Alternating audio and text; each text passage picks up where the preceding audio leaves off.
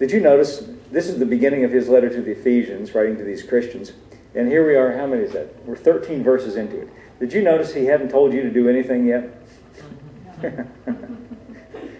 Did you notice that? He hadn't told you to do anything.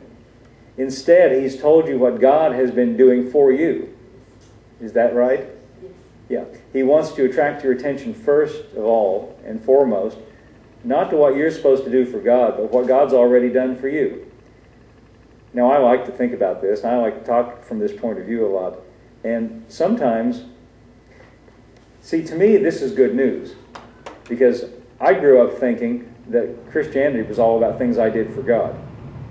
And I never did feel secure in that. I never did feel like I'd done enough. No matter what I did, I always felt like there was more to do. And I could always see all my flaws, too. And it never produced in me a sense of acceptance. And even when I became, this is before I was a Christian even, I thought that's what the Christian life was all about. And when I finally became a Christian, I still had that same attitude. It's all about things I do for God, and I'm trying to perfect my life, trying to make myself better. It took me a long time to find out that the gospel is not really a message about what you're supposed to do for God. It's all about what He's already done for you. And so, that's the way I present it, and I think it's good news. But I've come across people who, not only do they not think that's necessarily good news, but they get mad about it, get upset about it, which I don't really understand. But in a way I do. If you've been raised all your life in that other way of thinking, that it's all about me and my hard work, and if you think maybe you've accomplished a lot of things and worked harder than the person next to you, and you've got a little bit of pride in what you've done, then for somebody like me to come along and say it's all about what he does for you, well, that sort of bursts your bubble a little bit. And I can understand how people may not like that. Well, one person, this is what a person said to me in response to some of this. Well, what does that leave for me to do?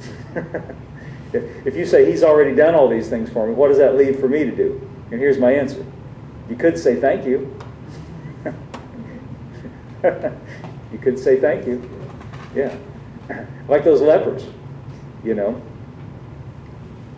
What did that leave for them to do? Well, he just told them, go show yourselves to the priest. And as they went, they came into possession of that thing that they needed. As they went about their business, you might say. As they acted like what he said was true. Now, all these things I read to you in Ephesians, about how God had his eye on us long before we ever heard about him and before the foundation of the world, and how he provided for everything we would need, and he's already blessed us with all of his blessings. What are we supposed to do with that? Why is that in the Bible? It's in the Bible for you to read it, just like we just read it together, and take it to heart and embrace it. And to say, just like those lepers, see, they had to take what Jesus said to them and embrace it and start acting like it's true. It's as though they said, well, okay, that's good enough for me. I'm going to go show myself to the priest. See, what we're supposed to do with information like this is say, that's good enough for me. God's blessed me. I consider that I'm blessed. I consider that his blessings are working in my life. And I'm going to act like and walk through my life conscious of the fact that I've got his blessings at work in me. In fact, it wouldn't hurt, it wouldn't hurt just to tell him that, like in a form of a prayer, just to say something like, this is a little sample. You could say, Heavenly Father, I thank you that you've already blessed me. You know the things that I need, and I consider that you have already granted me. I've already mentioned so many times the things that I need. I consider that you have granted them, and it's a done deal, and I'm just going to act like it's done. Just act like it's mine and go through my life with a skip in my step and upbeat and looking forward to seeing all those things in reality, because he's already granted them. Now, the point of it is, he didn't write this letter to the Ephesians telling them, if you do X, Y, and Z, then God might take a liking to you. That's how, that's kind of Oklahoma talk.